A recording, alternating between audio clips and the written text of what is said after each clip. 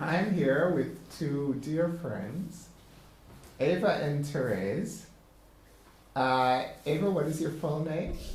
Eva Akrish. Akrish. Okay, and Therese?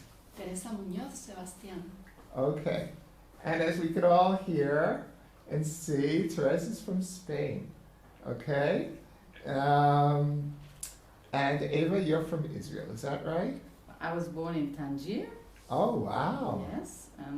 I speak Spanish, and I live in Israel. Okay. And you two have been friends for how long? For a year. For a year. And you met in Israel? In Israel? In Israel. Okay. Yes. And Therese, we want to focus today mostly on you and on your project, okay? And after we've heard Ava's beautiful harp playing on the Celtic harp with Noam, who's also here. And so anyway, but now I'd like to hear about your project, okay? Why Israel, and what is the project? Okay. It's related. The two things are related. Okay. I came here for the first time 1 year ago, following this big impulse that I didn't understand because I had never in my life before thought of coming here. And I arrived in the country, and my only purpose was to let myself live whatever was to come in my way. And while I was here, I got in touch with Eva because we have, so to speak, two common friends in Spain, and they had given me her phone number. So I called her, and she just invited me to go to her house and stay there without knowing me. Oh, wow. Without knowing me. I thought we would just have a cup of coffee, and she said, no, you can come and stay at my house for the whole weekend. So I did, and it was just such a beautiful place, and she's such a wonderful woman, and she opened everything she had, she opened for me. So I was staying at her house. I don't know if it was that time or some of the other times I stayed there during my trip, because I kept coming back and forth, that we were sitting in her garden meditating, and this idea came to me that I had something to do that included interviewing people here in Israel about love in their lives, about the presence and the meaning of love in their lives. And that idea stayed with me for months. I went back to Spain, and I couldn't forget it, but I still don't know what could be done with that. I had never in my life before thought of doing such a thing, or starting a creative process of any kind. But I really felt there was something here for me to do, so I decided to come back and explore it. And Eva, again, invited me to stay with her for the whole length of my stay, which was 3 months. Okay. I was here the whole fall. And slowly, it began to take form, and Eva also introduced me to amazing people who very quickly offered their help. Help at all levels, but also technical help that I needed. Yes.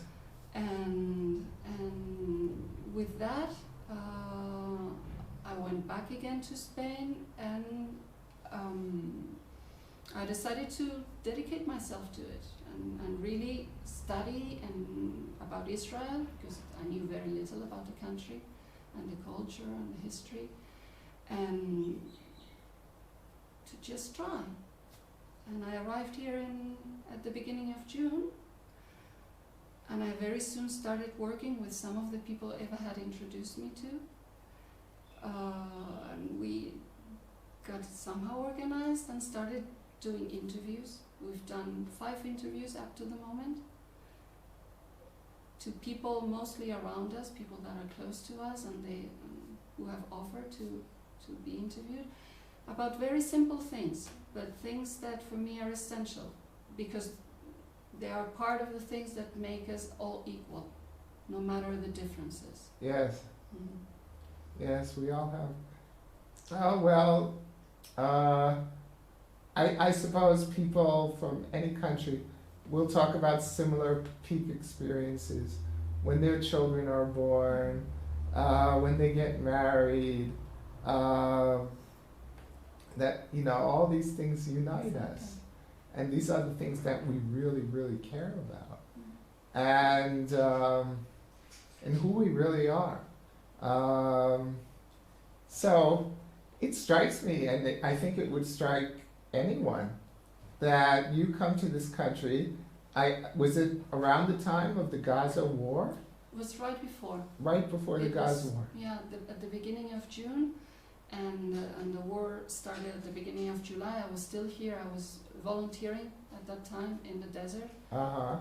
and it was a very strong experience because we could hear the bombs from where we were. Ooh, wow. So it strikes me that you come at exactly the time when everybody else runs away who can, at least tourists and people who don't live here. Those kind of people stay away or just change their mind and leave, and you come exactly at that time. It seems to me it is a type of guidance that has brought you here. And also the work that you describe. All over the world, people are blaming Israel, and they're vilifying Israel, and it's just not so simple. There are a lot of good people here, Jews and Arabs, who have a lot of love, and people around the world aren't seeing that right now, and aren't realizing that. And it seems to me so obvious that you are being guided, and I think it's wonderful, wonderful. So you've begun your project, and you've started interviewing, you say, about 5 people. And what are you learning from this experience so far? So much every time. Not only during the interviews, but during the whole process. Like inside of me and around me, I can see it in the people who are helping me.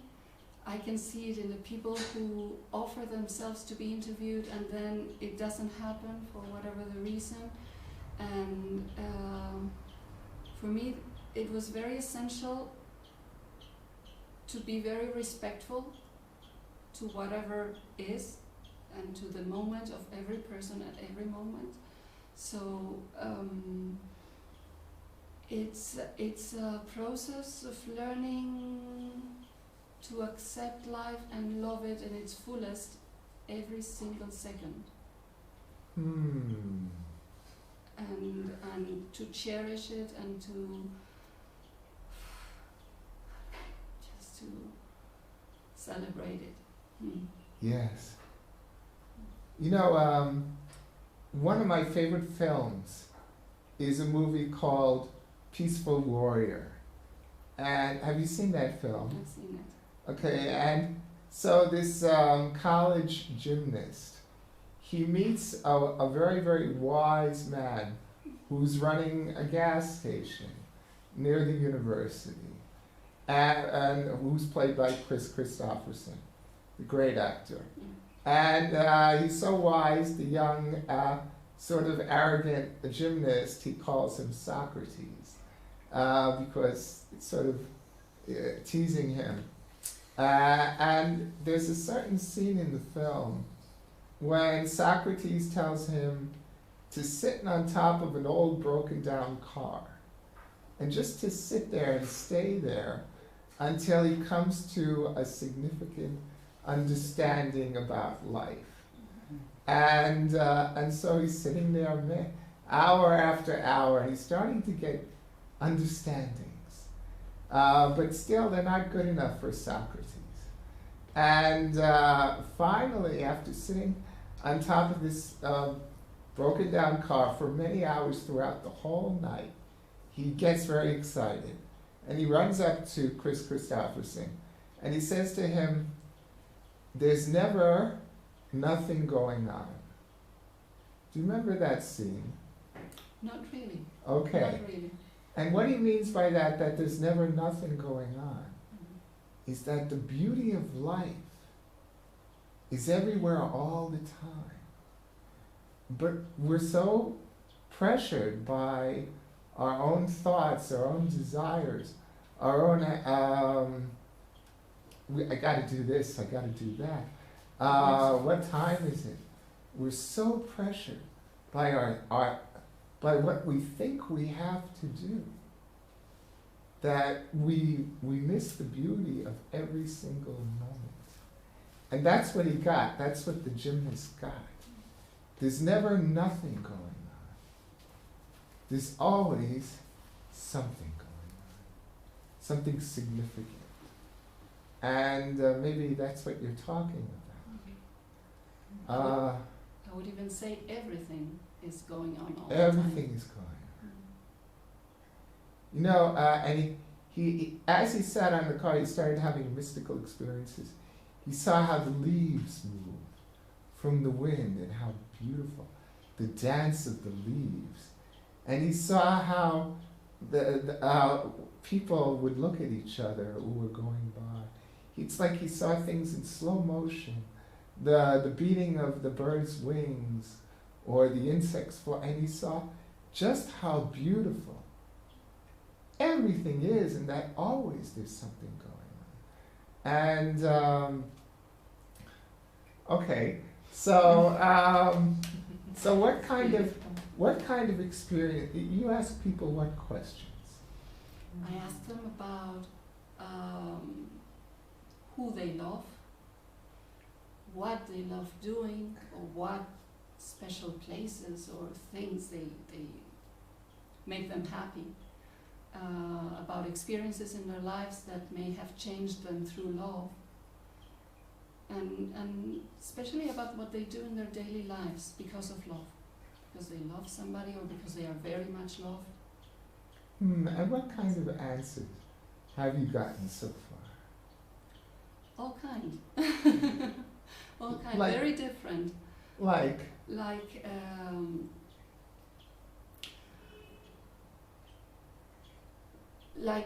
very different and at the same time very, very common, very the same, in the sense that mostly people talk about their families, yes. how important they are, how much they love their parents, their partners, their children,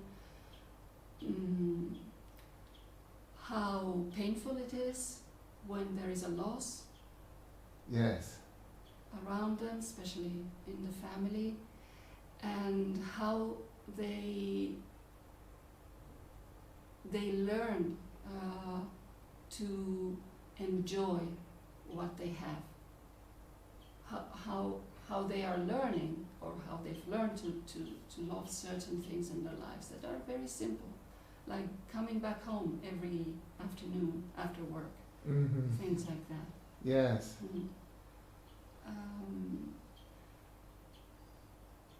It's all very simple. It's all very simple, but it's all so full of significance. And do you find that you're sort of falling in love with the people that you interview? I love them before I sit in front of them. It's so easy. Yes. Yes, I'm sure.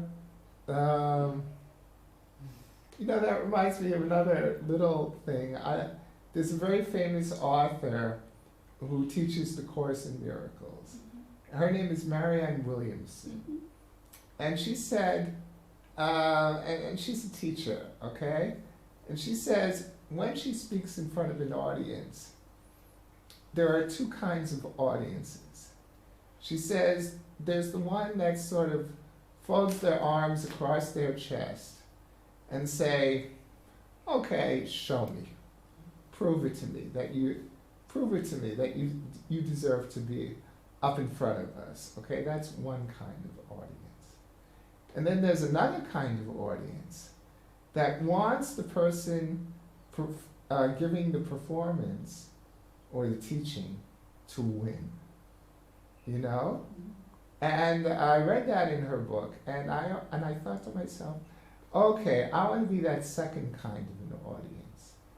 And I try to do that with my interviews. When I interview somebody, I want them to win, you know? So where do you go from here? So you're going to just go on interviewing people about what they love in their life, why they love it, who they love, how they love, all of these things? Mm-hmm. That's the idea. I don't know how many more interviews we'll do, and then after that, we want to work on it and create something that can be shown and shared with whoever is interested. It seems to me it's a great idea. Thank you. And it seems to me, for instance, if you went into,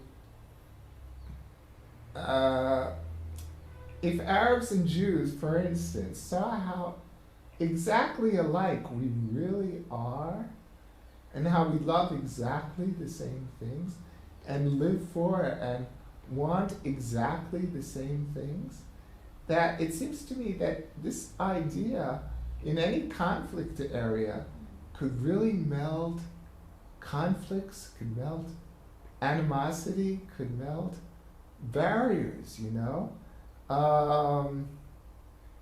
It's a brilliant idea and very, very important. And I wish you success.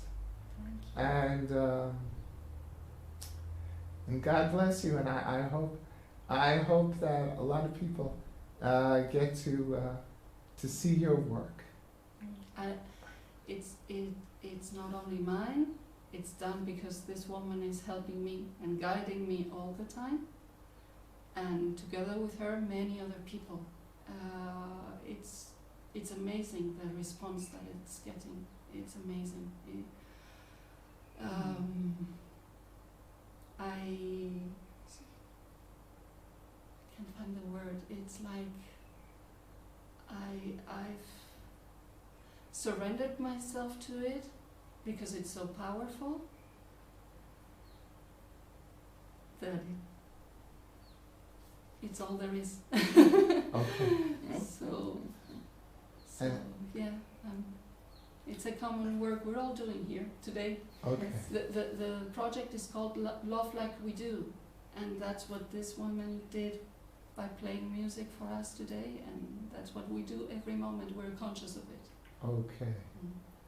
So thank you very much. Theresa, Munoz, Sebastion. Thank you very much, Elia. And thank you, Ava. You're welcome. Thank you, everybody. Bye-bye. Bye.